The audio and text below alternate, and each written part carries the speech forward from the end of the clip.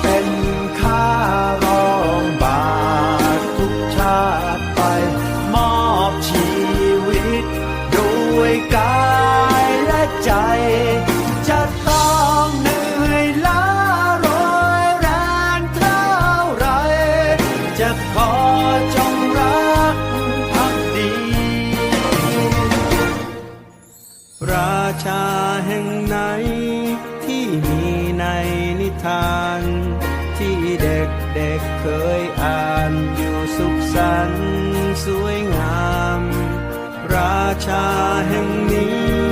ท่านทรงงานและงานหลายสิบปีพ้นผ่านยังทรงสร้างธรรมบังคมกราบกรา